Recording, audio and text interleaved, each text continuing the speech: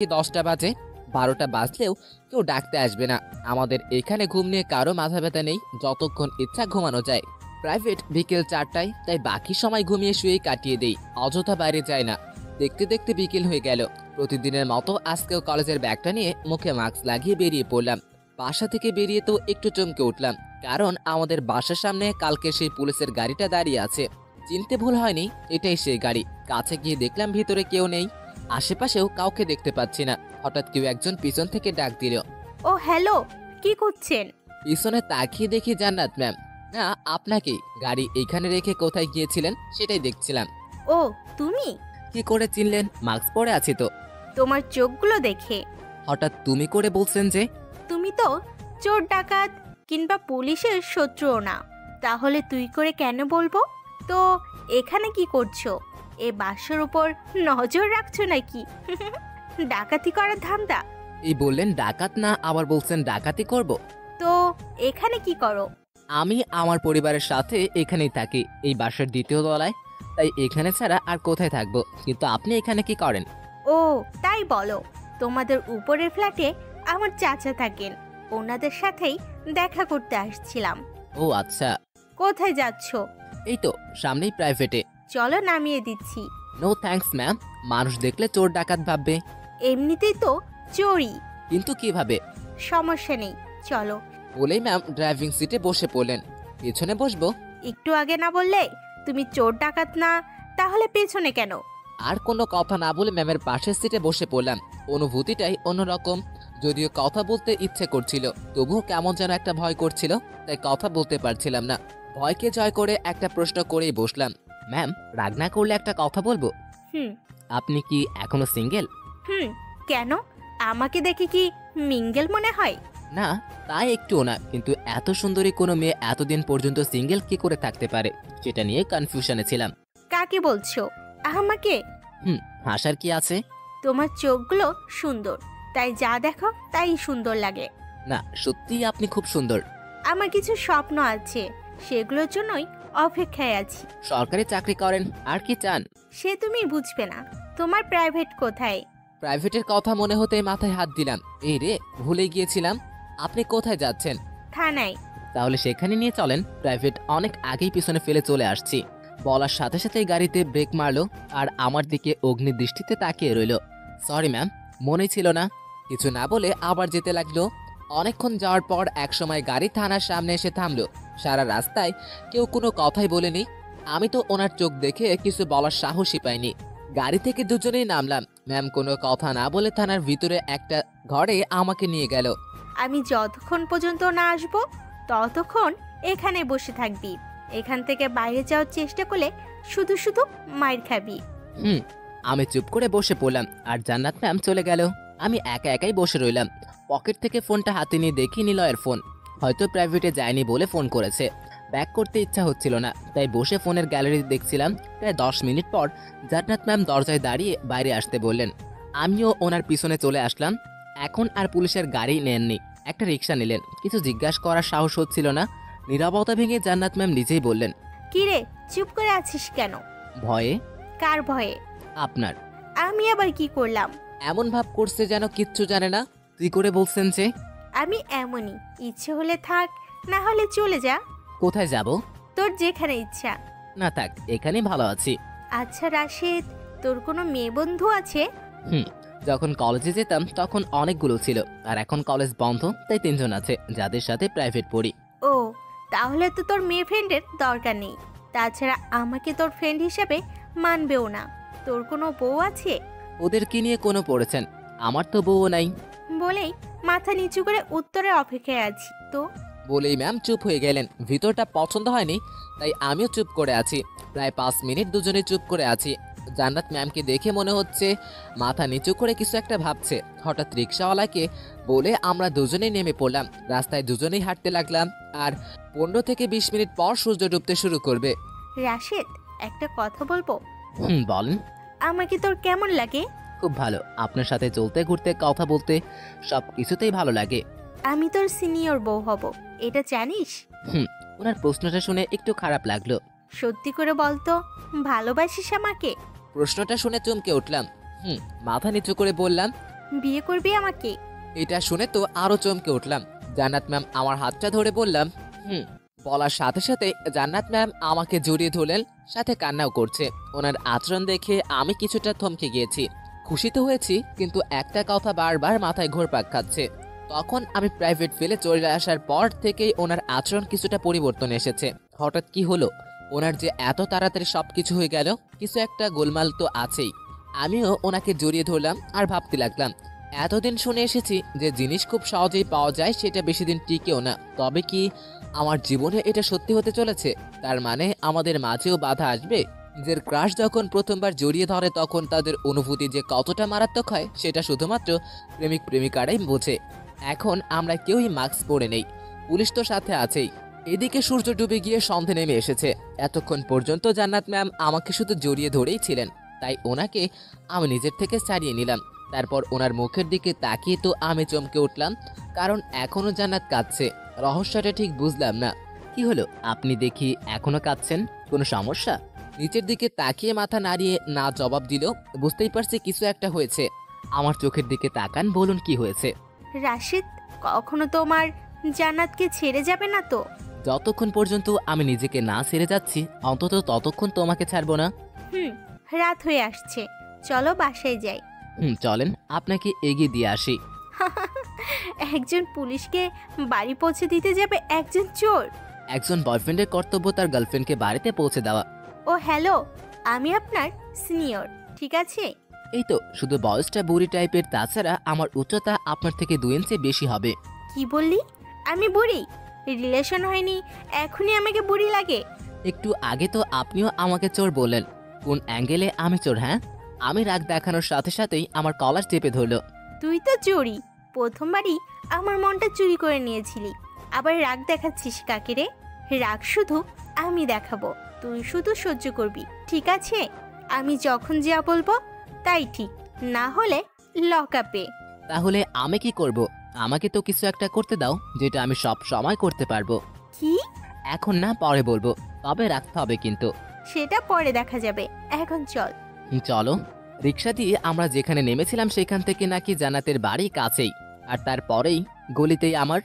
আর এখন কোনো রিক্সাতে উঠাও ঠিক হবে না, তাই দুজনেই একসাথে রাস্তায় হাঁটতেছি। খুব ইচ্ছে করছিল জান্নাতের হাতটা ধরতে, কিন্তু রেগে যেতে পারে, এজন্যই ধরতে পারছি না। একটু পর জান্নাত নিজেই আমার একটা হাত শক্ত করে ধরে, আরও কাছাকাছি হাঁটতে লাগলো। হঠাৎই ফোনের রিংটোনটা বেজে সবকিছু নষ্ট করে দিল। ফোনটা রিসিভ করার জন্য জান্নাতের থেকে হাতটা সারানোর চেষ্টা করছিলাম, আর এটা বুঝতে পেরে জান্নাত আমার হাতে জোরে একটু চিমটি বসিয়ে দিল। উফ, কি করছেন? ব্যথা লাগে না? তো এত টানাটানি করো কেন? ফোনটা বাজতেছে, দেখো না, রিসিভ তো করতে হবে। তো অন্য একটা হাত তো খোলা, ওটা দিয়ে রিসিভ করতে পারো না? কিন্তু ফোন তো ওই পকেটে। আর একটা কথা বলে ফোনে আগুন লাগিয়ে দিব। আচ্ছা সরি, আর সরাবো না। হুম। এতক্ষণে রিংটোন বন্ধ হয়ে গিয়েছে, তবুও বাম হাত অনেক কষ্ট করে ডান পকেট থেকে ফোনটা বের করে দেখি নিলয়ের ফোন ছিল। বিকেলেও ফোন ব্যাক করিনি, এখনো করতে হবে, তাই ব্যাক করলাম। রিং হওয়ার সাথে সাথেই রিসিভ। কি শালা, বেঁচে আছিস নাকি মরে টরে গেছিস? কাল থেকে কোনো খোঁজ নাই, থাকস কই? আর বলিস না, কাল থেকে পুলিশ ধরছে, আজও ছাড়ে নাই। মনে হয় না জীবনে ছাড়বে। বলিস কি? আঙ্কেল আন্টি জানে? ওনাদেরকে জানাবো? না থাক ভাই, এত উপকার করতে হবে না। পুলিশ তোকে খুব মারতেছে তাই না রে? সব আমার হাতের উপর দিয়ে যাচ্ছে। তুই ফোন না কাটলে আরো মারবে, কারণ জান্নাত আমার হাতে প্রায় 10টারও বেশি চিমটি দিয়ে দিচ্ছে। ওনাকে পাশে রেখে অন্য কারোর সাথে কথা বলতেছি, এটা ওনার ভালো লাগতেছে না। খুব ব্যথা করে তাই না রে? শালা তোর তানিয়া তোকে মারলে ব্যথা লাগে, ফোন রাখ। সাথে সাথেই ফোনটা কেটে দিলাম। হাতের দিকে তাকিয়ে দেখি আমার হাত পুরো লাল হয়ে গেছে, তার থেকেও বেশি লাল হয়ে গেছে জান্নাতের মুখ। যা আদর করছেন না, আপনার সাথে ঘোরার শখ মিটে গেছে। তো বলছে কে ঘুরতে, যা ভাগ এখান থেকে। বলি ধাক্কা দিয়ে দূরে সরিয়ে দিল, তারপর একটা দেওয়ালের কাছে গিয়ে দাঁড়িয়ে পড়লো। ইচ্ছে হচ্ছিল ফেলে রেখে চলে যাই, কিন্তু ফেলে গেলেও খারাপ লাগবে, তাই আবার জান্নাতের কাছে গেলাম। কিন্তু আমার দিকে তাকাচ্ছেও না। সোজা সামনে গিয়ে দাঁড়ালাম, তাও তাকাচ্ছে না। আমার আর কি, এই সুযোগে ল্যাম্পপোস্টের আলোতে ম্যামকে ভালো করে দেখে নেই। রাগলে চমৎকার লাগে, মুখটা লাল হয়ে যায় আর ঠোঁটগুলো আরো লাল। লিপস্টিক না দিলেও চলে, রাগে ঠোঁটগুলো কাঁপছে। এই অবস্থায় নিজেকে কন্ট্রোল করাটা অনেক কষ্ট হচ্ছে। ভাবলাম এত কন্ট্রোল করার কি দরকার, গার্লফ্রেন্ড তো আমারই। আর একটা অপশনও আছে, এই সুযোগটা হাতছাড়া করাটা ঠিক হবে না। 2 হাত দিয়ে 2 গাল ধরে আমার দিকে ঘুরিয়ে নিলাম। আমার চোখের দিকে তাকিয়ে আছে, হয়তো এখনো বুঝতে পারছে না যে কি হতে চলেছে। কোনো কিছু বুঝে ওঠার আগেই 4 ঠোঁট এক করে দিলাম। জান্নাত প্রথমে নিজেকে ছাড়ানোর চেষ্টা করলেও একসাথে বুঝতে পারলো লাভ নেই, তাই চোখ দুটো বন্ধ করে নিজেও রেসপন্স দিতে শুরু করলো। এখন যা ভাব দেখছি, বাঁচতে হলে আমাকেই নিজেকে ছাড়াতে হবে। প্রায় 5 মিনিট পর দুজনেই ছেড়ে দিয়ে হাঁপাতে লাগলাম। জান্নাতের মুখ থেকে সেই রাগী ভাবটা নিমেষেই উধাও হয়ে গেল। একটু পর জান্নাত আমার শার্টের কলার ধরে বলতে লাগলো, সরি বল। বলবো না। আবারও ঠোঁটে ছোট্ট করে একটা কিস করে দিলাম। দাদার সম্পত্তি পেয়েছিস নাকি? যখন তখন যখন তখন কি? আর হ্যাঁ, আপনি আমার দাদার না, আমার সম্পত্তি। আমার যখন ইচ্ছে তখন কিস করব। আপনি বলেছিলেন আমার কথা রাখবেন, না রাখলে ব্রেকআপ। মুখ ভেঙে দিব। ব্রেকআপ? আবার বল। সরি, হ্যাঁ, মুখ ফুসকে বেরিয়ে গেছে। এবারের জন্য মাপ, পরের বার রক্ষা নেই, বুঝলি? Thank you baby. আবারও ছোট্ট একটা কিস। চল, রাত 8টা বাজে। এত রাত বাইরে থাকা ঠিক হবে না। কোথায় যাব? এটাই আমার বাসা, একাই থাকি। বাবা মাকে ছেড়ে ট্রান্সফার হয়ে এখানেই চলে আসতে হয়েছে।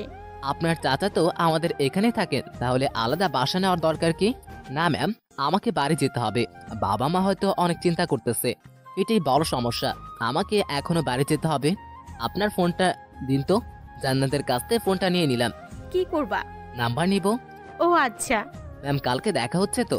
কালকে তো শুক্রবার, আমি থানায় যাব না। তাহলে কালকে তুমি আমার বাসায় চলে এসো, ঘুরতে যাব। আচ্ছা, তাহলে আসি, বাই। বাই। পিছনে ঘুরে চলে আসছিলাম, হঠাৎ একটা কথা মনে হয়, আবার রিটার্ন খেলাম সোজা জান্নাতের সামনে। কি হলো, আবার ফিরে আসছো কেন? ঠোঁটের দিকে ইশারা করলাম। ও, তো দাঁড়িয়ে আছো কি আমার পারমিশন নিতে? হুম। ওকে, এসো। আবারও একটা লম্বা কিস, পুরো 10 মিনিটের মতো হবে। তবে এবারে কিসটা জান্নাত নিজেই করেছে। ছেড়ে দেওয়ার পর ইস কি ঝাল, ঠোঁট পুড়ে যাচ্ছিল। তবে রে, দাঁড়া। আমি জান্নাতের কথা না শুনে এক দৌড়ে বাসার নিচে চলে এলাম। টেনশন হচ্ছে, মা বাবাকে কি জবাব দিব। নিশ্চিত জিজ্ঞেস করবে রাত করেছে কেন। এসব 7-5 ভাবতে ভাবতে ডুপ্লিকেট চাবি দিয়ে দরজা খুলে ফেললাম। ভিতরে প্রবেশ করে তো চমকে উঠলাম, কারণ আবহাওয়া স্বাভাবিক। এটা কিভাবে সম্ভব? কি রে, এসে গেছিস? হ্যাঁ মা, এসে গেছি। তোতলাচ্ছিস কেন? আর তুই না বললি আজকে নাও আসতে পারিস? মায়ের কথা শুনে যেন আকাশ থেকে পড়লাম। কথা বলতে পারছি না। মা কি পাগল হয়ে গেল নাকি? আমি আমার কখন মায়ের সাথে ফোনে কথা বললাম? আর তোর এই এমন ফোন রেখে কি লাভ বলতো? ফোন রিসিভ করতে পারিস না? ভাগ্যিস নিলয়ের বাসায় পড়তে বসেছিলি, তাই নিলয় তোর সাথে কথা বলিয়ে দিতে পেরেছে, না হলে তো আমরা চিন্তায় থাকতাম। মা, তুমি তো আমার সাথে সরাসরি কথা বলছিলে, তাই না? হ্যাঁ, তা না হলে কি আর বিশ্বাস করতাম? বিষয়টা পরিষ্কার যে এসব নিলয়ের কাজ, কিন্তু একটা কথা বুঝতে পারছি না যে নিলয় আমার সাথে কি করে কথা বলল। ওকে সেটা নিলয়কে জিজ্ঞাসা করতে হবে। এই রাশিদ, একটু সাবধানে চলাফেরা করিস। আমাদের উপরে ফ্লাইটে তোর যে আঙ্কেল থাকে, ওর ছেলে পুলিশে জয়েন করেছে, কাল ট্রান্সফার হয়ে এখানে আসতেছে। তো আমি কি করতে পারি? ওই ছেলে উপরে ফ্লাইটেই থাকবে, সাবধানে চলাফেরা করিস। নাম কি ছেলেটার? তোর থেকে 4 বছরের বড়, নাম আকাশ। আকাশ নামটা শোনা মাত্রই বুকের বাম পাশে মোচড় দিয়ে উঠল। মনে হচ্ছে যেন এই নামে আমার অ্যালার্জি আছে।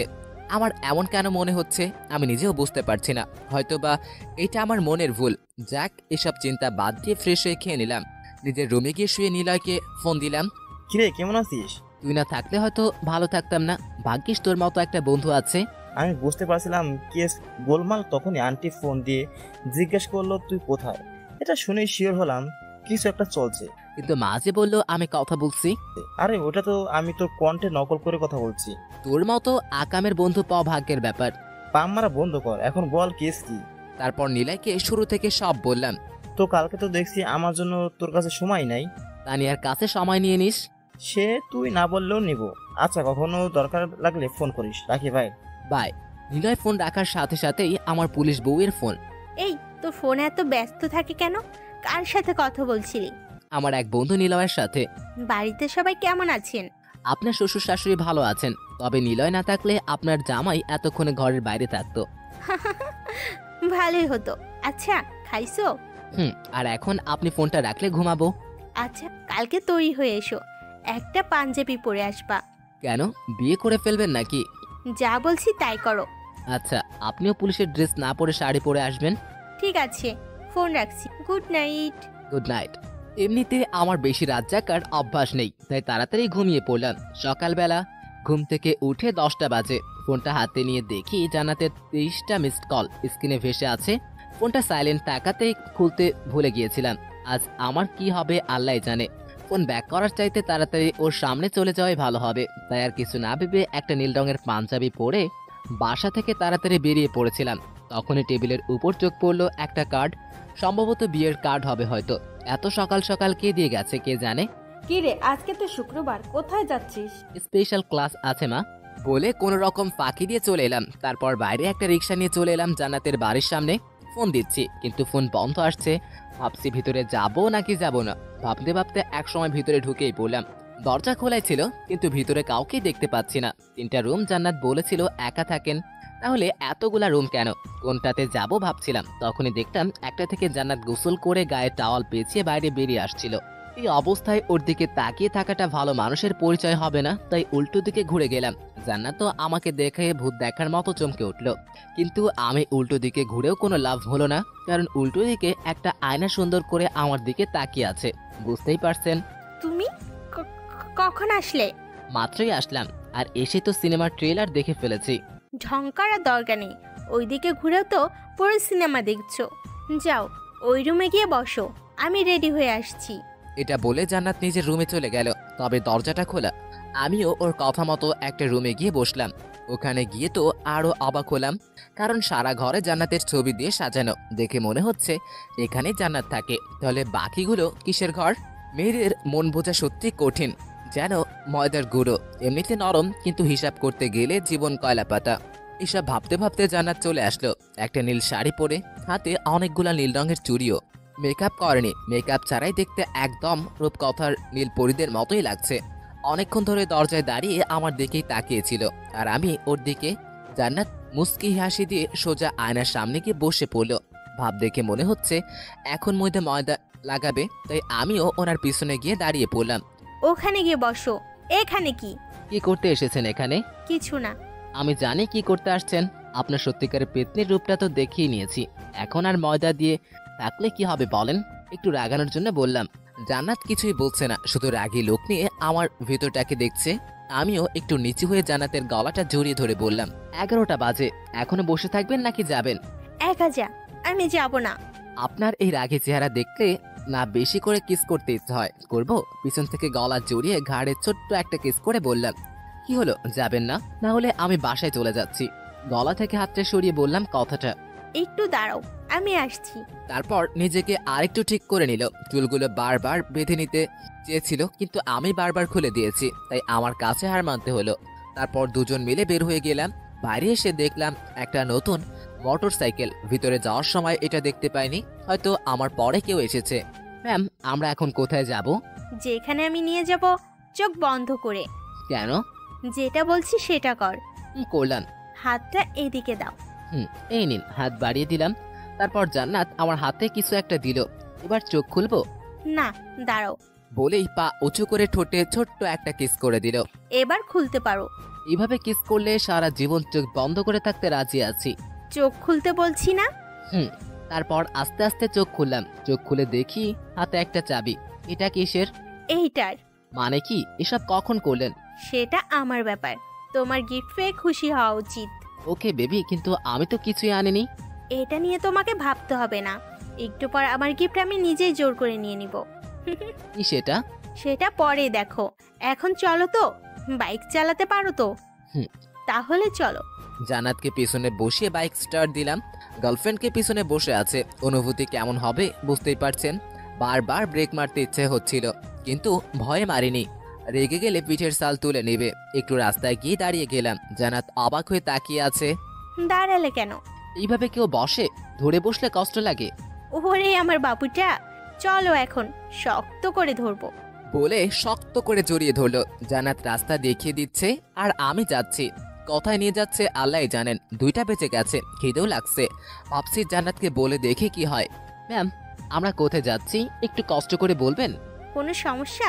খিদে লাগছে। লিপস্টিক খাবে? সুযোগ পেলে শুধু লিপস্টিক না, এটার মালিককেও খেয়ে নেব, তাও খিদে কমবে না। সেটা পরে দেখা যাবে। এখানে দাঁড়াও, কাজটা শেষ করে খেয়ে নিব। জান্নাতের দেখানো জায়গায় দাঁড়িয়ে পড়লাম। আশেপাশে খেয়াল করে বোঝার চেষ্টা করছি কোথায় এসেছি। আমাদের পাশেই একটা সাইনবোর্ড দেখে চমকে উঠলাম। সাইনবোর্ডে বড় করে লেখা কাজী অফিস। ম্যাম, আমরা এখানে কেন এসেছি? আমার কথা শুনে জান্নাত আমার সামনে এসে দাঁড়ালো। আমাকে মাফ করে দিও রাশেদ, আমি তোমাকে না জানিয়ে বিয়ের সিদ্ধান্ত নিয়ে ফেলেছি। কিন্তু কেন, কি সমস্যা? আমি তোমাকে হারাতে চাই না রাশেদ, তোমাকে আমি আমার করে রাখতে চাই। বলে জান্নাত কান্না করে দিল। আমার বাবা মাকে বললেও রাজি হয়ে যেত। কাউকে জানালে কখনোই আমাদের বিয়ে হতো না। সব তোমাকে আমি পরে বলবো। প্লিজ এখন আমাকে বিয়ে করো। আচ্ছা ঠিক আছে, ভালোই হলো, বউয়ের আদর বেশি করে পাওয়া যাবে। আমার কথা শুনে জান্নাত কান্না করতে করতে আমাকে শক্ত করে জড়িয়ে ধরলো। অবশেষে সেটা বিয়ে হয়ে গেল। সাক্ষী হিসেবে নিলয় আর তানিয়াকে ডাকতে হয়েছিল। দেখে মনে হচ্ছে জান্নাত আজ অনেক খুশি। বিয়ের কাজ শেষে 4 জন মিলে একটা হোটেলে গিয়ে কিছু খেয়ে নিলাম। বিকেল হয়ে গেছে, এবার বাড়ি যাবার পালা। নিলয় আর তানিয়া আগেই নিলয়ের বাইক নিয়ে চলে গেছে। আমি আর জান্নাত পার্কের মধ্যে বসে আছি, দুজনের মাঝে নীরবতা। রাশেদ, মন খারাপ? হুম, মাফ করে দাও আমাকে প্লিজ। সত্যি আমি তোমাকে খুব ভালোবাসি। আমিও তো তোমাকে ভালোবাসি, কিন্তু বিয়েটার এত কি প্রয়োজন ছিল যে কাউকে না জানিয়ে বিয়ে করতে হলো? না হলে 2 দিন পর আমার অন্য জায়গায় বিয়ে হয়ে যেত, আর সেটা হলে আমি তোমাকে ছাড়া কখনোই ভালো থাকতে পারতাম না। আরেক জায়গায় বিয়ে হয়ে যেত মানে? পরিষ্কার করে বলো। তাহলে শুনো, তোমাদের ফ্ল্যাটের উপরে ফ্ল্যাটে যারা থাকে তারা আমাদের আত্মীয় হয়, তাও 2 দিক থেকে। আমার চাচা বিয়ে করেছেন আমার মায়ের বোন, অর্থাৎ খালাকে। ভালোবেসেই বিয়ে করেছিলেন ওনারা। আমার মা খালা সব সময় চাইতো যেন আমি আমার খালার একমাত্র ছেলে আকাশকে বিয়ে করি। ছেলেটাকে যদিও আমার পছন্দ হয়নি, তবুও আমি রাজি ছিলাম, কারণ আমার পছন্দের কেউ ছিল না। আস্তে আস্তে জানতে পারি ছেলেটা খারাপ, মেয়েবাজ। এটা তার বাবা না জানলেও মা জানতো, কিন্তু খালা কিছুই বলতো না, আর মাকে বলো লাভ হতো না। বাবা আর চাচা থাকে সব সময় ব্যবসা নিয়ে, তাছাড়া তাদেরকে ভয়ে কিছু বলতাম না। আকাশ এতদিন ঢাকার বাইরে ছিল, পুলিশ হয়ে আজকে এখানে এসেছে আমার সিনিয়র অফিসার হয়ে।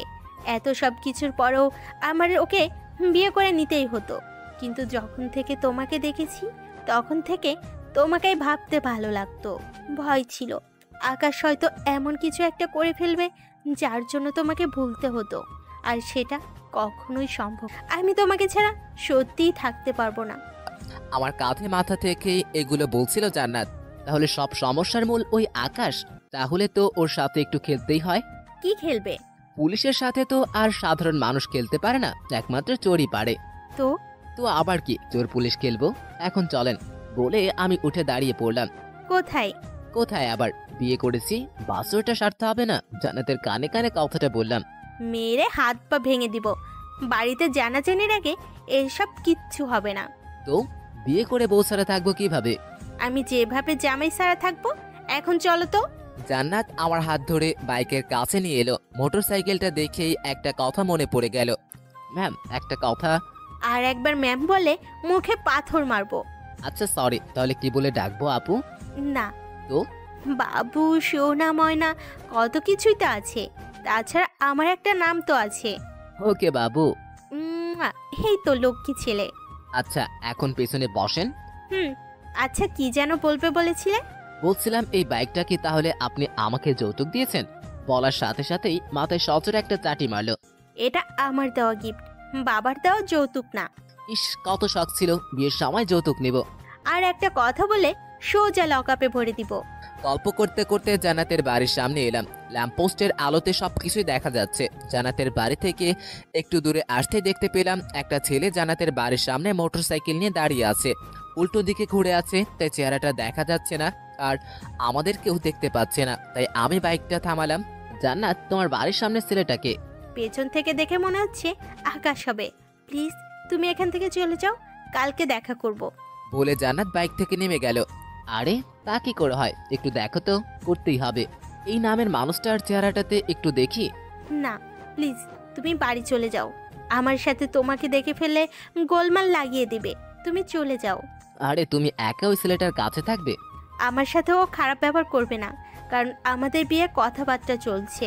তবুও যতক্ষণ ওই ছেলেটা তোমার কাছে আছে ততক্ষণ আমাকে ওর উপর নজর রাখতে হবে। তোমাকে ফোন দিচ্ছে, রিসিভ করে তারপরে যাও। তারপর জান্নাত ওই ছেলেটার দিকে যেতে লাগলো আর আমি কানে হেডফোন লাগিয়ে দাঁড়িয়ে রইলাম। জান্নাতের সাথে আকাশের হওয়া প্রত্যেকটা কথাই আমি শুনতে পারবো। জান্নাত আকাশের কাছে যাওয়ার পর, কে? কেন, চিনতে সমস্যা হচ্ছে নাকি? না, আপনি ভালো আছেন? তুমি কেমন আছো? জি ভালোই। কখন আসলেন? অনেক আগে। বাড়ির দরজা বন্ধ, তাই অপেক্ষা করছিলাম। ও, একটা কাজে বাইরে গিয়েছিলাম। শুধুই কাজ? ওটা তো আমার ব্যক্তিগত, তাই না? কিন্তু খুব তাড়াতাড়ি তোমার ব্যক্তিগত বিষয়গুলো আমার হয়ে যাবে, তাই না? মানে? কিছু না, এই নাও কার্ড। কিসের এটা? তোমার আর আমার বিয়ের। ও আচ্ছা। তাহলে আজ আসি, কালকে থানায় দেখা হচ্ছে। হুম। তারপর আকাশ চলে গেল আর আমিও জান্নাতের সাথে কথা বলতে শুরু করে দিলাম। নবাবের মন শান্ত হলো। আকাশ চলে গেছে। হুম। আচ্ছা, তাহলে এখন রেস্ট নাও, ঠিক আছে? আচ্ছা, ঘুমানোর আগে ফোন দিবা। আচ্ছা। জান্নাতের সাথে কথা শেষ করে বাড়ির সামনে এসে ভাবতে লাগলাম মোটরসাইকেলটার কি করা যায়। বাড়িতে গেলে অনেক জবাব দিতে হবে, তাই এটাকে পাশেই আমার এক বন্ধুর দোকানে রেখে দিলাম। তারপর বাড়ির সামনে এসে মুখে মাস্ক পরে অপেক্ষা করছিলাম আকাশের জন্য। কিছুক্ষণ পর এসে গেল। সিঁড়ি দিয়ে উঠে আসার সময় নাচিনার ভান করে বললাম, এক্সকিউজ মি, কাকে চাই? আপনি কে? আমি দ্বিতীয় তলার ভাড়াটিয়ার ছেলে। আমি তৃতীয় তলার ভাড়াটিয়ার ছেলে। ওহ, আপনি কি আকাশ ভাইয়া? আমি রাশেদ। আমি আকাশ। পরিচিত হয়ে ভালো লাগলো। আসি ভাইয়া। হুম। বিদায় নিয়ে চলে এলাম। দেখে তো ভালো ছেলেই মনে হলো, তাহলে জান্নাত ওর বিষয়ে খারাপ ধারণা কেন পুষে রেখেছে আল্লাহই জানেন। ঘরে বাবা মাকে 7-5 বুঝিয়ে নিজের রুমে গেলাম। ফ্রেশ হয়ে রাতের খাবার খেয়ে ঘুমাতে যাওয়ার আগে জান্নাতকে ফোন দিলাম। বাবু, খাইছো? কাছেই তো যেতে দেন না। থাপ্পড় দিব। বাড়িতে কোনো ঝামেলা হয় নাই তো? আরে না, ওইসব প্রতিদিনই সামলাতে হয়। আমার এখানে আসতে পারবা? কেন? এমনি ভালো লাগছে না, গল্প করব। আসতে পারি, তবে আমি যা চাইবো তাই দিতে হবে। ওসব পরে দেখা যাবে, আগে এসো তো। Okay baby. জামাই ছাড়া থাকার যে কি কষ্ট সেটা হয়তো শাকচুনি পুলিশ এখন টের পাচ্ছে। ভাবছি বাসা থেকে বাইরে যাব কি করে। বাবা মাকে এত রাতে কোনোভাবেই ভুলিয়ে বাইরে যাওয়া সম্ভব না। জানালা দেখে যা বুঝলাম রিস্ক নিলে যাওয়া যেতে পারে, তাই কোনো চিন্তা না করে কোনোভাবে বেরিয়ে এলাম। দোকানে গিয়ে দেখি দোকান এখনো খোলা। বাইকটা নিয়ে সোজা বউয়ের বাড়ি। দরজার ভিতরে লক করা। কয়েকবার কলিং বেল চাপতেই দরজা খুললো। যাক, আসছো তাহলে। আমি তো ভাবছিলাম আসতেই পারবা না। পালিয়ে আসতে হয়েছে। এখন বলো ডাকছো কেন? ডাকছি, আসছো, এখন চলে যাও। ওকে যাই তাহলে, বলেই উল্টো দিকে ঘুরে চলে আসবো। তখনই জান্নাত আমার হাত চেপে ধরলো। আরে আরে, সত্যি চলে যাবে নাকি? আমি তো মজা করছিলাম। ঘুম পাইছে, যাবানো তো কি করব? কেন, এখানে ঘুমালে কষ্ট হবে নাকি? হুম। ওকে চলো, কষ্ট হলেও এখানেই থাকতে হবে প্রত্যেক রাতে। বলে ভিতরে নিয়ে জান্নাত আমাকে ওর বিছানায় বসিয়ে দিল। তারপর বলে বিছানা থেকে উঠে জান্নাতের ঠিক সামনে চলে এলাম। তারপর কি, এখানে এসে শুয়ে পড়বে? কিন্তু আপনার চোখে তো আমি অন্য কিছু দেখতে পাচ্ছি। বলে জান্নাতকে দেওয়ালের সাথে চেপে ধরলাম। কি দেখতে পাচ্ছ? আপনার ঠোঁট কাঁপছে কেন? তোমার জন্যই তো। এত কাছে আসছো কেন? তো চলে যাব। বলার সাথে সাথেই এক হাত দিয়ে আমার মাথাটাকে টেনে ওর মুখের সামনে নিয়ে গেছে। ব্ল্যাকমেল করতে তো ভালোই জানো। তখন তো বাসর করবো বলে মাথা খাচ্ছিলে। এখন কেন এমন করতেছো? মনে হয় রেখেই গেছে। এই সময়টার অপেক্ষায় ছিলাম। পুরো মুখ লাল হয়ে গেছে। আর কিছুই বলতে দিলাম না। ওর ঠোঁটগুলোকে নিজের কবলে নিয়ে নিলাম। জানার চোখ বন্ধ করে আছে। না আছে এখানে বাধা দেওয়ার জন্য দেওয়াল। হয়তো সেটাই হতে চাচ্ছে যেটা আমরা দুজনেই চাইছিলাম। ইতিহাস না জানাই ভালো। সকালবেলা। এই যে নবাব সাহেব, উঠবেন না? ঘুমানোর সময় বিরক্ত করো না তো। আমাদের বাসায় কেউ আমার ঘুমে বিরক্ত করে না। আমি করব। সমস্যা হলে বলে দিও, বাপের বাড়ি চলে যাব। জান্নাতের হাত ধরে বিছানায় এনে আবার জড়িয়ে ধরে শুয়ে পড়লাম। এখনো আমার চোখ বন্ধ। যতক্ষণ আমি শুয়ে থাকবো ততক্ষণ তোমাকেও আমার সাথে শুয়ে থাকতে হবে। আগে চোখটা খুলো। জান্নাতের কথা শুনে আমি চোখ খুলতে আবারও ক্রাশ খেয়ে গেলাম। এই মাত্র গোসল করে শুধুমাত্র টাওয়াল পেঁচিয়ে আমাকে ডাকতে আসছিল। আর এই অবস্থায় আমি তাকে জড়িয়ে ধরে শুয়ে আছি। তুমি গোসল করেছো কখন? 9টা বাজে। খবর আছে, আমাকে থানায় যেতে হবে। তুমি উঠো, না হলে আমাকে যেতে দাও। আমাকে একটু আদর করে চলে যাও। ওকে বাবু, এখন উঠো, গোসল করে নাও। গোসল করতে হবে। চুপচাপ উঠে গোসল করে নাও, আমি রেডি হতে যাচ্ছি। বলে জান্নাত রুমে চলে গেল। আমিও উঠে ওয়াশরুমে গোসল করে নিলাম। গোসল করে মাথায় হাত দিলাম। এই রে, এখন আমি বাসায় যাব কি করে? কাপড় তো এক জোড়াই, সেটাও ভিজিয়ে ফেলেছি। জান্নাতকে বলে দেখি হেল্প করতে পারে কিনা। বাথরুম থেকেই জান্নাতকে ডাক দিলাম। জান্নাত, আমি কি পরে বাসায় যাব? বের হয়ে দেখো, বিছানায় কাপড় রেখে আসছি। গামছা বেঁধে বাড়ি এসে দেখি সত্যি সত্যি কাপড় রাখা আছে, তাও আমি যে ড্রেসগুলো পরে এসেছিলাম সেম ওই রঙের। মেয়েটা সত্যি খুব অ্যাডভান্সড, বুদ্ধিও আছে যথেষ্ট। তা না হলে সেম কালার ড্রেস আনতো নাকি? প্যান্টটা পরে নিয়ে শার্টটা পরতে যাব, তখনই জান্নাত রুমে আসলো। রুমে ঠিক আমার সামনে এসে দাঁড়ালো, একেবারে তৈরি দেখছি পুলিশের পোশাক পরে। আমার হাতে সময় কম, আমাকে এখনই চলে যেতে হবে। টেবিলে নাস্তা রাখা আছে, খেয়ে নিও। আমি দরজা লক করে যাব। মানিব্যাগে দরজা ডুপ্লিকেট চাবি রাখা আছে, চলে যেও। বাহ, বউ দেখি আমার জন্য সবকিছুই করে রেখেছে। আমার কথা শুনে জান্নাত নিচের দিকে তাকিয়ে একটা ছোট্ট হাসি দিল। তো এখন যাই। হুম। যাবো? কি করব আমি? আর কিছু বলার সুযোগ না দিয়ে জান্নাত তার ঠোঁট আমার ঠোঁটের সাথে মিশিয়ে দিল। তার মানে এটাই চেয়েছিল জান্নাত এতক্ষণ। আমিও রেসপন্স করলাম। প্রায় 5 মিনিট পর জান্নাত নিচ থেকেই ছেড়ে দিয়ে দৌড় দিল। আমিও শার্টটা ভালোভাবে পরে নিলাম। টেবিলে এসে দেখলাম অনেকগুলো ফল কেটে রেখে গেছে। কিছুটা খেয়ে আবার রুমে এসে ফোনটা আর মানিব্যাগটা নিয়ে দরজার কাছে আসলাম। চাবি বের করার জন্য মানিব্যাগটা হাতে নিলাম। মানিব্যাগে কিছুটা পরিবর্তন দেখলাম। আগে 500 এর উপর কয়েক টাকা ছিল, আর এখন 1000 টাকার একটা নোট বেশি। বুঝলাম এটাও ওর কাজ। সিনিয়র মেয়েদের সাথে প্রেম করলে এটা একটা সুবিধা, হাত খরচ বাবার কাছ থেকে নিতে হয় না। এসব চিন্তা বাদ দিয়ে মোটরসাইকেলটা নিয়ে চলে গেলাম। মোটরসাইকেলটা দোকানে রেখে যেখানে দিয়ে নেমেছিলাম সেখান দিয়ে উঠলাম। তারপর দরজা খুলে বাইরে বের হলাম। দেখি বাবা আর মা একসাথে বসে আছে। মা রাগে লুক নিয়ে তাকিয়ে আছে। কি হয়েছে মা, তোমরা এইভাবে বসে আছো কেন? তোর প্রাইভেট টিচার ফোন করেছিল, তুই নাকি ঠিকমতো লেখাপড়া করিস না আর প্রাইভেটেও যাস না। এজন্যই তো বলি পড়ালেখা না করিয়ে বিয়ে দিয়ে দাও। করতে চাইলেও কবেই দিয়ে দিতাম। সেই 2 বছরে ছিলাম যখন। আবার পাকনামো হচ্ছে। আচ্ছা, বিয়ে করতে পারি, তবে মেয়ে আমার পছন্দের হতে হবে। আচ্ছা তাহলে বাড়ির ঠিকানা দে, আমি কথা বলে আসছি। না, সময় হলে আমি নিয়ে আসবো। মা বাবাকে কোনো রকমে বুঝিয়ে আমি বাইরে চলে আসতে যাব, ঠিক তখনই চোখে পড়লো কালকে সেই বিয়ের কার্ডটা। হাতে নিয়ে বুঝতে পারলাম এটা আকাশের বিয়ের কার্ড।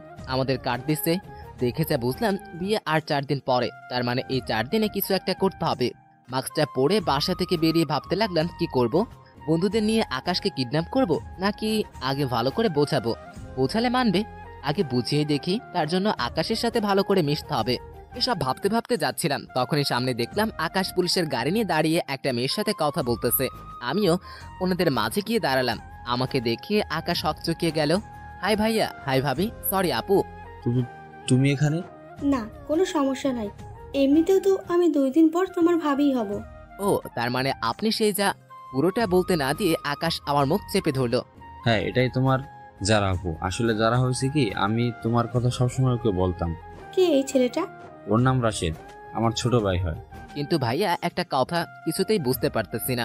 আমি তোকে পরে সব বুঝিয়ে দেবো, এখন একটু চুপ করে দাঁড়িয়ে থাক ভাই, ওকে যেতে দে আগে। আমিও ওনার কথা মতো মুখে আঙুল দিয়ে দাঁড়িয়ে রইলাম। অবশ্য এটা বুঝতেই পারছি যে আমি এখানে আসাতে ওনার অবস্থা টাইট। দেখে ভালোই লাগছিল বিষয়টা। প্রায় 5 মিনিট হয়ে গেল। আকাশ অনেকবার মোবাইল মেয়েটিকে বাই বলে দিতে চাচ্ছে, কিন্তু না পারছে মেয়েটাকে বলতে, না পারছে থাকতে। মেয়েটাও নাসোর বান্দা। এবার আমাকেই কিছু একটা করতে হবে। ভাইয়া, আপনার বাবা বলেছিলেন 5-6 মিনিটের মধ্যেই এদিকে দিয়ে কোথায় যাবেন। 5 মিনিট কিন্তু হয়ে গেছে। বলেই আবার মুখে আঙুল দিয়ে দেখতে লাগলাম কি হয়। আচ্ছা দাঁড়া, আজকে তাহলে আসি, বাবা দেখতে পেলে পিঠে ছাল তুলে নেবে। এই রাশেদ চলো। মেয়েটাকে আর কোনো কথা বলার সুযোগ না দিয়ে আকাশকে আমি নিয়ে গাড়িতে বসে দিলে স্টার্ট।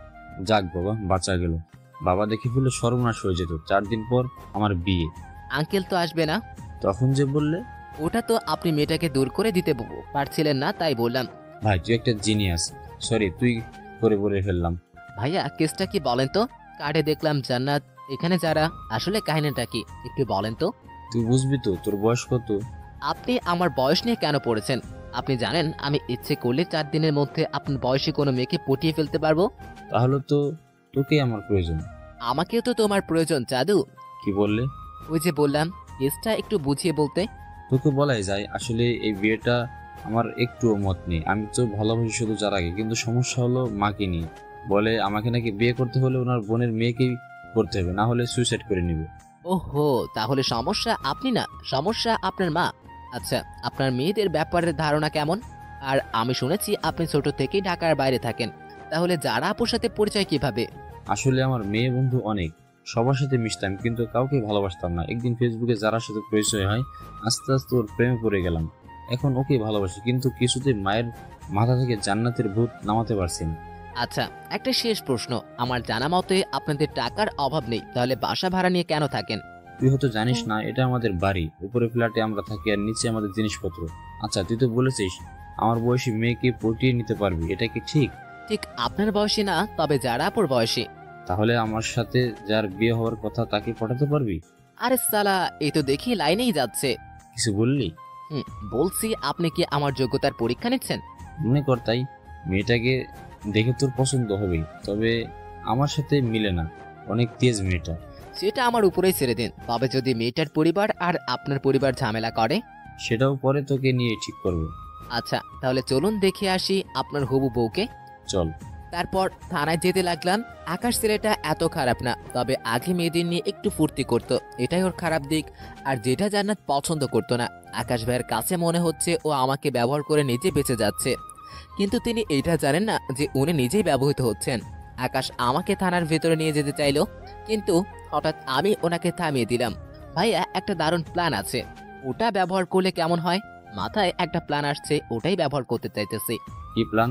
আপনি আমাকে অ্যারেস্ট করে নিয়ে যান, তারপর একটা নির্জন ঘরে জিজ্ঞাসাবাদের জন্য রাখবেন, আর জিজ্ঞাসা করার জন্য ওই মেয়েটাকেই পাঠাবেন। তারপর ওখানেই ওনাকে পটিয়ে নিব।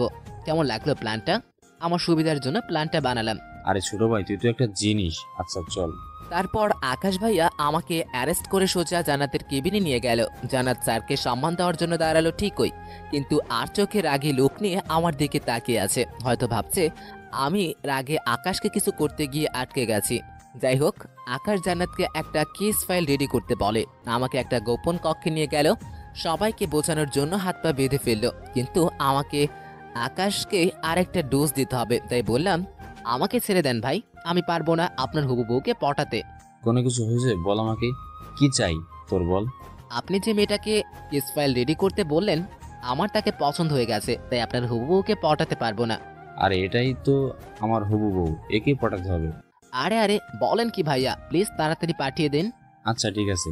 তারপর আকাশ চলে গেল। প্রায় 5 মিনিট পর হঠাৎ জান্নাত হাতে একটা লাঠি নিয়ে কক্ষে প্রবেশ করলো।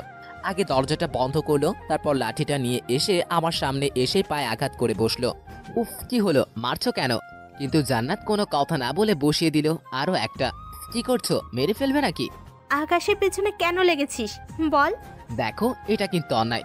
আমার কথা না শুনেই তুমি মারতিছো। এই প্রত্যেকটা মারের শোধ কিন্তু আমি তুলবো, পরে সারাদিন কান্না করেও কুল পাবে না। আবার হুমকিও দিচ্ছিস। আমি কি বলেছিলাম ওর পেছনে লাগতে? কি করেছিস তুই? আরে আমি কিছু করিনি, তোমাকে দেখতে ইচ্ছে করছিল তাই এসেছি। আমাকে দেখতে ইচ্ছে করলে তুই কারাগারে এসে যাবি। এখন এখান থেকে কিভাবে বের হবি সেটা আগে ভাব।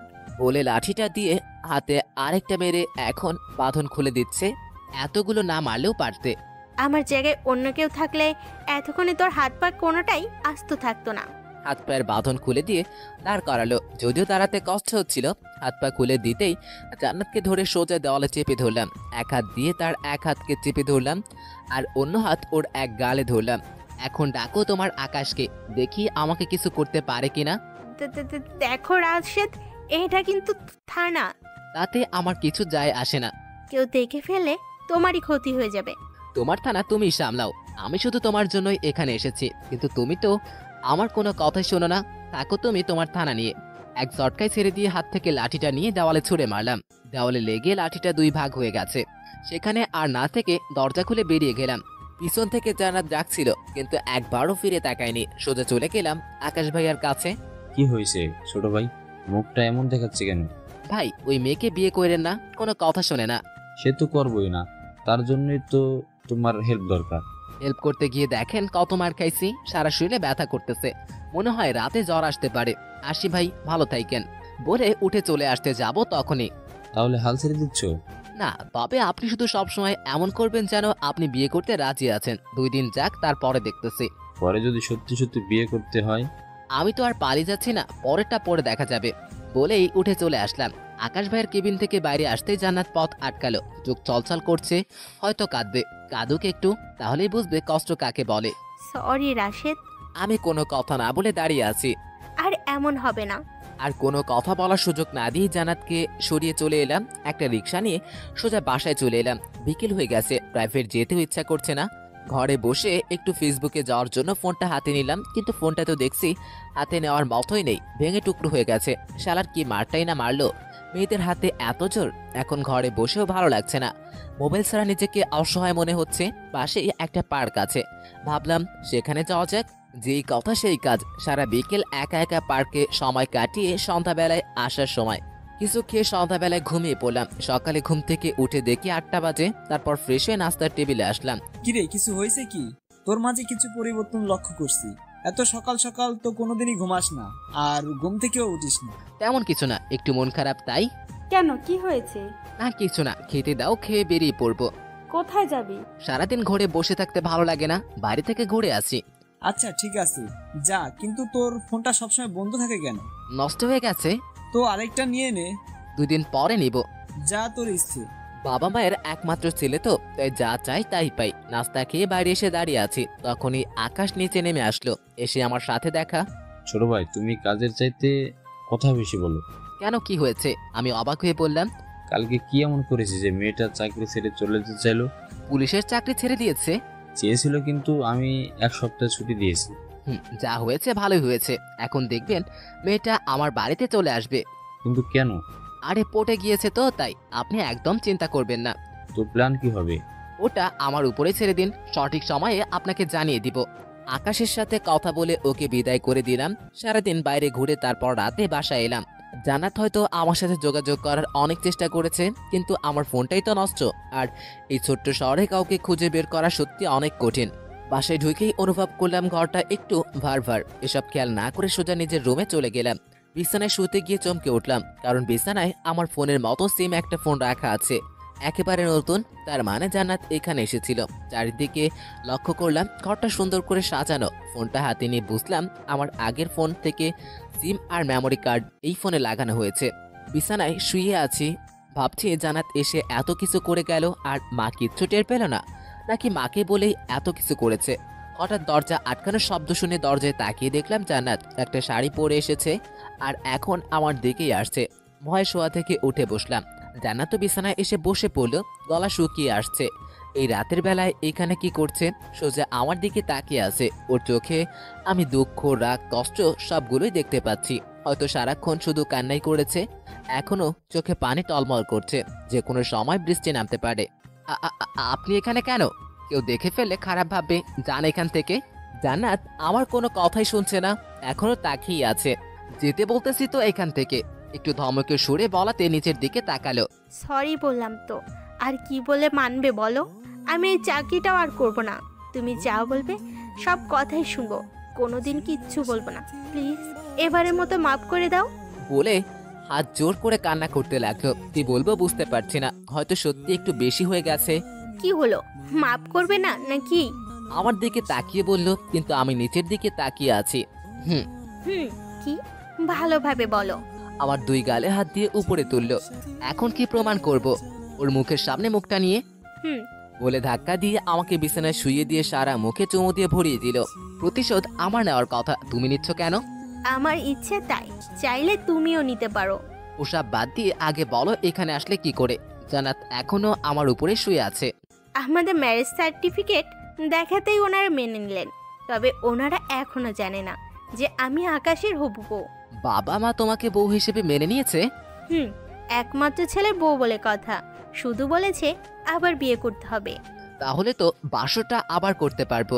ওটা তা একবার করেই ফেলেছো, তোমার সম্পত্তি যখন ইচ্ছে তখনই করতে পারো। আর কালকে যে মেরেছো সেগুলার কি হবে? এখন ভালো করে আদর করে দিব, চলবে? আমার ঠোঁটের কাছে ঠোঁট নিয়ে এসে বলল, চলবে মানে দৌড়াবে। আর কোনো কথা না বলে 4 ঠোঁট এক হয়ে গেল। সিনিয়র বউয়ের রোমান্টিক ভালোবাসার যেন সব ভুলে গিয়েছি, আবার দুজন দুজনের মধ্যে হারিয়ে গেলাম। সকালবেলা, রাশেদ উঠো। পারবো না সরো। উঠবা নাকি পানি ঢালবো? জান্নাতের কথা শুনে উঠে বসে পড়লাম। এই তোমার সমস্যাটা কি একটু বলবে? আমার ঘুমানো নিয়ে তোমার এত অ্যালার্জি কেন? এমনিতেই এত রাত করে ঘুমাইছি। তুমি একা নাকি? আমাকেও তো ঘুমাতে দাও নাই, তারপরে আবার সকাল সকাল উঠে গোসল করি। তাহলে এখন আমি কেন তোমাকে ঘুমাতে দিব? আচ্ছা ঠিক আছে, দিও না, তুলেছে যখন আরেকবার আদর করে দাও। পারবো না, ফ্রেশ হয়ে আসো আগে। বলেই জান্নাত চলে গেল। আমার আর কি করা, বাধ্য ছেলের মতো ঘুম থেকে উঠে গোসল করে ফ্রেশ হয়ে নিলাম। তারপর রুম থেকে বেরিয়ে এসে দেখি বাবা টেবিলে নাস্তা করতেছে, আম্মু রান্নাঘরে, আর জান্নাত বাবাকে নাস্তা প্রস্তুত করে দিচ্ছে। বাবাকে খুশি মনে হচ্ছে, হয়তো মাও খুশি। এই খুশিটাকে একটু উপভোগ করা যাক, তাই গিয়ে টেবিলে বসে পড়লাম। কি করতেছো বাবা? কিছু না বলে একবার আমার দিকে তাকিয়ে আবার খেতে শুরু করলো। আজব তো, কি হলো? লুডো খেলছি, দেখতে পাচ্ছিস না? বাপরে, এমন ব্যবহার করছো কেন? আমার কথা শুনে এবার মা আসলো। তো কেমন করবে কি জানি, কোন ভুল করেছিলাম যার জন্য তোকে পেয়েছি। সবই ভাগ্যের খেলা মা, তুমি বুঝবে না। খাবার দাও। জান্নাতের দিকে তাকিয়ে দেখি বাবার পিছনে দাঁড়িয়ে মিটমিটি হাসছে। থাপ্পড় দিব একটা। যখনই বিয়ের কথা বলতাম করব না বলে চেঁচাতিস, আর এদিকে লুকিয়ে বিয়ে করে বসে আছিস, তাও আমাদের না জানিয়ে। ফেলেছি তো ভুল করেই ফেলেছি, এখন আর বললে কি হবে তুমি বলো? ইচ্ছে করলেই তো আর ফেলে দিতে পারবো না। আমার কথা শুনে জান্নাতের মিটি মিটি হাসি নিমেষেই উদাই হয়ে গেল। পরবর্তীতে রাগের অভ্যাস দেখতে পাচ্ছি। দেখ, যা করছিস, এখন উল্টাপাল্টা কিছু করলে পা ভেঙে দিব। মেয়েকে আমাদের পছন্দ হয়েছে, তাই তোমাদের আবার বিয়ে দিব। ঠিক আছে, তোমাদের যা ইচ্ছে, এবার তো খেতে দাও। আমাকে মা খেতে দিবে তখনই জান্নাত আমার পাশে দাঁড়িয়ে বলল, আমাকে দিন মা, আমি দিচ্ছি। বাহ, শাশুড়ি বউয়ের ভালো মিল দেখতেছি। আমার কথা শুনে মা আমার মাথায় চাটি মেরে রান্নাঘরে চলে গেল। তোমার পরে খবর আছে, আমাকে বিয়ে করে ভুল করেছো তাই না? বাবার সামনে তাই কিছু বলতেও পারছি না। খাওয়া দাওয়া শেষ করে জান্নাতকে নিয়ে বেরিয়ে পড়লাম। বাইরে এসে দেখলাম আকাশ পুলিশের গাড়ি নিয়ে এখনো দাঁড়িয়ে আছে, হয়তো থানায় যাওয়ার জন্য রেডি হচ্ছে। আমাদের দেখেই আকাশ আমাকে ডাক দিল। আকাশকে খেয়াল করতেই জান্নাত ভয়ে আমার হাত শক্ত করে ধরে ফেললো। জান্নাত এখনো কিছু জানে না, তাই ভয় পাচ্ছে। রাশেদ, সামনে আকাশ তোমাকে ডাকছে। এত ভয় পাওয়ার কি আছে? আমি যা বলবো শুধু হ্যাঁতে হ্যাঁ বলবে, ঠিক আছে? হুম। আমি আকাশের কাছে যেতে যেতে হাত দিয়ে ইশারা করলাম, কাজ হয়ে গেছে। জান্নাতকে নিয়ে সরাসরি আকাশের গাড়ির কাছে চলে গেলাম। এসব কি জান্নাত? তুমি এই ছেলেটার সাথে কি করছো?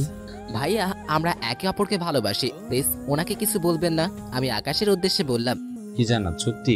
হুম, ওকে ছাড়া আমি সত্যিই থাকতে পারবো না। তাহলে আমার বিয়ের কি হবে? ভাই, একটা কথা বলবো, কিছু মনে করবেন না তো? বলো। আমি একে আপনার ব্যাপারে সব বলে দিয়েছি, দায়িত্ব ওকে পটাতে সফল হয়েছি। আমাদের সব প্ল্যানের ব্যাপারেও বলে দিয়েছি। একেবারে সব বলে দিয়েছো? যারা আপুর ব্যাপারেও। যারা আপু, সে জান্নাতকে কিছু বলতে না দিয়ে হাত দিয়ে মুখ চেপে ধরলাম। একটু চুপ করে থাকো না সোনা, তোমাকে এসব বলতে ভুলে গিয়েছিলাম, পরে সব বলে দিব। তাহলে তো নাটক করে লাভ নেই, কিন্তু এখন কি করা যায়? ভাইয়া, আপনি এখন থানায় যান, আপনার হাতে হয়তো সময় নেই। আমরা একটু পর থানায় আসবো, তারপর সেখানেই প্ল্যান বানাবো। যারা আপুকেও ফোন দিয়ে নিয়ে আসতে বলবেন। যারা সব শুনলে রেগে যাবে। ওসব আমার উপরে ছেড়ে দিন, আপনি যান এখন। আকাশকে কোনোভাবে বিদায় করে দিলাম। জান্নাত কিছুই বলছে না, শুধু আমার দিকে রাগী লোক নিয়ে তাকিয়ে আছে। কি হলো, এভাবে তাকানোর কি আছে? আমাকে না জানি আর কি কি করছো? আর কিচ্ছু করে নাই, শুধু এটাই। কোনটা? তারপর জান্নাতকে সবকিছু খুলে বললাম। তার মানে এই থানায় যাওয়াটাও প্ল্যান করা ছিল? হুম। আর আমি তোমাকে শুধু শুধু মারলাম, সরি বাবু। আচ্ছা ঠিক আছে, এখন চলো থানায় গিয়ে যারা আপুর সাথে আকাশের বিয়ের ব্যবস্থা করি। এখন সমস্যা শুধু তোমার আর আকাশের মা বাবা। আকাশের মা বাবাকে ঠিক করতে পারলে তোমার বাবা মা এমনিতেই মেনে নিবে। তাহলে এখন শুধু আকাশের মা। তারপর দোকান থেকে বাইকটা নিয়ে চলে এলাম থানায়। তখন প্রায় 10টা বাজে। জান্নাতকে পুলিশের ড্রেস ছাড়া শাড়ি পরে থানায় আসতে সবাই অবাক হয়ে গেছে। আমি আর জান্নাত আকাশের কেবিনে গিয়ে দেখি সেখানে যারা আপু আগে থেকে বসে আছে, হয়তো আকাশ থানায় আসার সময় সাথে করে নিয়ে এসেছে। হাই আপু। তোমরা এসে গেছো, আসো বসো। আকাশের কথাই দুজনেই বসলাম। রাশেদ, তুমি এখানে? কেমন আছো? জি ভালো, আপনি? ভালো। উনি কে? ও হচ্ছে রাশেদের হবু বউ। আমি কিছু বলার আগে আকাশ বলে দিল, হাই আপি। আপু একটা কথা বলবো? বলো, পারমিশন নেওয়ার কি আছে? আগে বলেন, যাই বলি না কেন এখানে রাগ করতে পারবেন না, আর উঠে চলেও যেতে পারবেন না, কথা দেন? আচ্ছা মানলাম, এখন বলো। আসলে উনি আমার না, আকাশ ভাইয়ের হবু বউ। আমার কথা শুনে সবাই চমকে উঠলো, আর যারা আপু তো রেগে একাকার। মানে কি? আসলে জান্নাতের সাথে আকাশের ভাইয়ের বিয়ে হওয়ার কথা ছিল, কিন্তু আমরা একে অপরকে ভালোবাসি। তাহলে এই গল্পে আমি কে? আকাশ ভাই আপনাকে ওনার নিজের চাইতেও বেশি ভালোবাসে, তাই এখন আমরা সবাই চাই এই বিয়েটা ভাঙতে। কিন্তু সমস্যা হলো আকাশ ভাইয়ের মা চান আকাশ ভাই আর জান্নাতের যেন বিয়ে হয়। তাহলে এত কিছু আকাশ আমাকে কেন বলেনি? ভয় যদি আপনি ওনার লাইফ থেকে চলে যান। সবাই 2 মিনিটের নীরবতা পালন করলো। তো এখন কি করব? তাহলে আপনিও আমাদের সাথে আছেন? তো কি করব?